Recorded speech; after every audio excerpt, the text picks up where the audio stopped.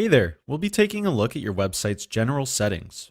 These settings can be found in your website's admin area by navigating to Settings and General Settings in the left-hand menu.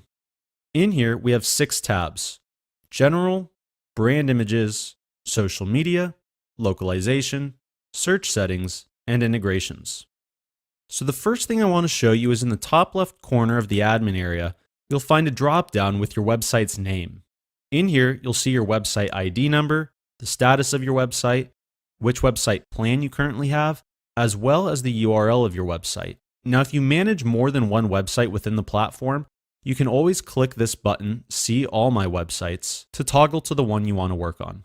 Okay, now that we have that covered, let's jump back into the general settings.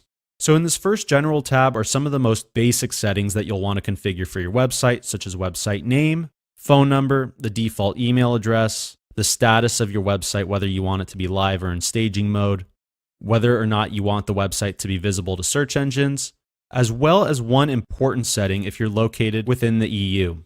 If you're located in the EU, or if you're collecting information from users within Europe, you'll want to enable the GDPR settings. All this setting does is enable some consent fields on forms that users will submit on your website, such as the registration form, member upgrade form, newsletter sign-up form, etc. And the final 2 specific settings I want to show you in the General tab are industry name and profession name. These 2 settings are variables, so the text you put into these 2 settings will display in some various areas on the front end of your website. But as an example, if you're building a directory for the interior design industry, then for the industry name, you'd want to enter interior design, and for the profession name, you'd want to enter interior designer, since that is what you would refer to the professionals within this industry as. Next, let's take a look at the Brand Images tab. In here, you can add your own brand images for the website, such as your website logo, favicon, some default member photos. If you want to have a specific badge for verified members, the logo you want to be displayed in your website's email templates. You can customize the pin drop icon that's displayed on live Google Maps on your website, as well as a few others.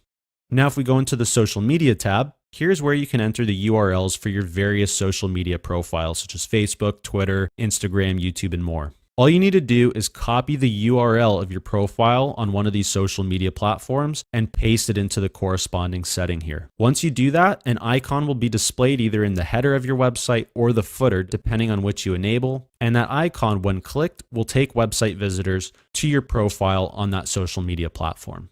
Next, in the Localization tab, we have several settings relating to the location of your website. So you can set your primary country, the time zone of your website, which format you want dates on your website to be displayed in, the language of your website, which will be used for various integrations such as Google Maps and reCAPTCHA, which unit you want distance to be measured in, as well as some important currency settings. So you can set the default website currency, as well as the currency number format. So if your currency happens to use commas instead of periods or vice versa, you can choose that format here.